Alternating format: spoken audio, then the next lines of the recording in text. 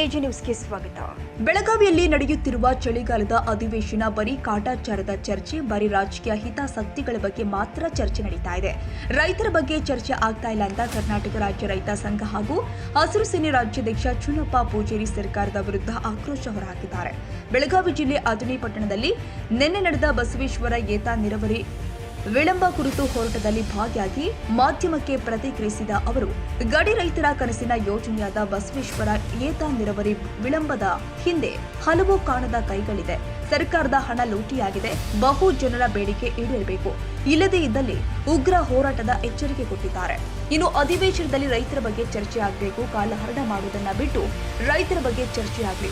ರಾಜ್ಯದಲ್ಲಿ ಕಬ್ಬು ಬೆಳೆಗಾರರು ಸಂಕಷ್ಟದಲ್ಲಿ ಇದ್ದಾರೆ. ಪ್ರತಿ ಟನ್ಗೆ 5,000 ಎಫ್ಆರ್ಪಿ ದರ ನಿಗದಿಯಾಗಬೇಕು.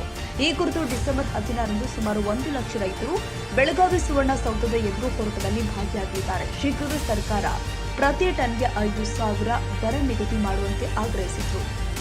ನಮ್ಮ ಶಿವಯೋಗಿ ಸರ್ಕಲ್ದಲ್ಲಿ ಇವತ್ತು ಸುಮಾರು ನಮ್ದೆಲ್ಲ ನೂರಾರು ಸಂಖ್ಯೆ ಒಳಗೆ ಸಾವಿರಾರು ಸಂಖ್ಯೆ ಒಳಗೆ ರೈತರು ಸೇರಿ ಅದೇನು ಬಸವೇಶ್ವರ ಏತ ನೀರಾವರಿ ಈಗಾಗಲೇ ಒಂದು 70% ಆಗೈತಿ. ಇನ್ನು 30% ವರ್ಕ್ ಆಗ್ಬೇಕಾಗೈತಿ, ವಿಳಂಬ ಆಗೈತಿ.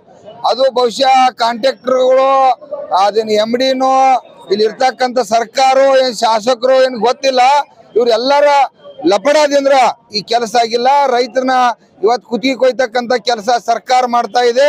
ತಕ್ಷಣ ಇವತ್ತ ಅದನ್ನ ಈ ರಾಜ್ಯದ ಮುಖ್ಯಮಂತ್ರಿ ಮತ್ತು ರಾಜ್ಯದ ಉಪಮುಖ್ಯಮಂತ್ರಿ ನೀರಾವರಿ ಮಂತ್ರಿ DK ಶಿವಕುಮಾರ್ ಅವರ ಇದನ್ನು ಗಂಭೀರವಾಗಿ ಬಸವೇಶ್ವರ ಏತ ನೀರಾವರಿಯನ್ನ ತಕ್ಷಣ ಕೆಲಸವನ್ನ ಪೂರ್ಣಗೊಳಿಸ್ತಕ್ಕಂಥ ಕೆಲಸ ಮಾಡಲೇಬೇಕು. ಇಲ್ಲ ಅಂತಂದ್ರ ಇದೇ ಡಿಸೆಂಬರ್ 16ನೇ ತಾರೀಕು ಇವತ್ತ 50,000 ಲಕ್ಷಾಂತರ ಸಂಖ್ಯೆಯಲ್ಲಿ ನಾವೆಲ್ಲ ರೈತರು ಸೇರಾತು. ಅಲ್ಲೂ ಕೂಡ ಈ ಬಸವೇಶ್ವರ ಏತ ನೀರಾವರಿ ವಿಷಯ ಅತಿ ರೇಂಜ್ ಆಗಿ ಸರ್ಕಾರ ಮೇಲೆ ಪರಿಣಾಮಕಾರಿ ರೀತಿ ಒಳಗ ಚರ್ಚೆ ಮಾಡ್ಬೇಕೈತಿ. ಅದಕ್ಕೆ ತಕ್ಷಣ ಇದಕ್ಕೆ ಸರ್ಕಾರ ಗಮನ ಹರಿಸಲೇಬೇಕು. ಇಲ್ಲ ಅಂತಂದ್ರ ಇವತ್ತು ಇದನ್ನ ಉಗ್ರ ಹೋರಾಟ ಮಾಡ್ಬೇಕೈತಿ ಎಚ್ಚರಿಕೆ ಕೊಡ್ತಾ ಇದ್ವಿ.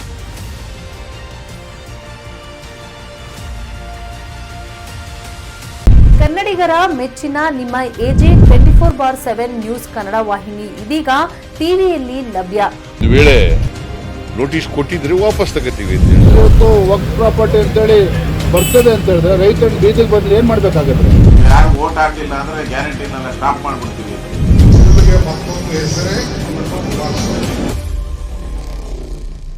ಕರ್ನಾಟಕ ಮತ್ತು ದೇಶ ವಿದೇಶ 360 ಡಿಗ್ರಿ ಸುದ್ದಿ ಹಾಗೂ ಉತ್ತರ ಕರ್ನಾಟಕ, ಬೆಳಗಾವಿ, ಬಾಗಲಕೋಟೆ, ಧಾರವಾಡ, ಹಾವೇರಿ, ಗದಗ, ಬಿಜಾಪುರ ಜಿಲ್ಲೆಯ ಕ್ಷಣ ಕ್ಷಣದ ವಿವರವನ್ನ ಪಡೆಯುವುದಕ್ಕೆ ಎಜೆ 24/7 ನ್ಯೂಸ್ ಕನ್ನಡ ವಾಹಿನಿಯನ್ನ ಲೈಕ್ ಮಾಡಿ, ವಿಡಿಯೋಗಳನ್ನ ಶೇರ್ ಮಾಡಿ, ಕಮೆಂಟ್ ಮಾಡುವ ಮೂಲಕ ನಮ್ಮ ವಾಹಿನಿಗೆ ಸಹಕಾರ ನೀಡಿ ಮತ್ತು ಚಾನೆಲ್ ಅನ್ನ ಸಬ್ಸ್ಕ್ರೈಬ್ ಮಾಡಿ. ಧನ್ಯವಾದಗಳು.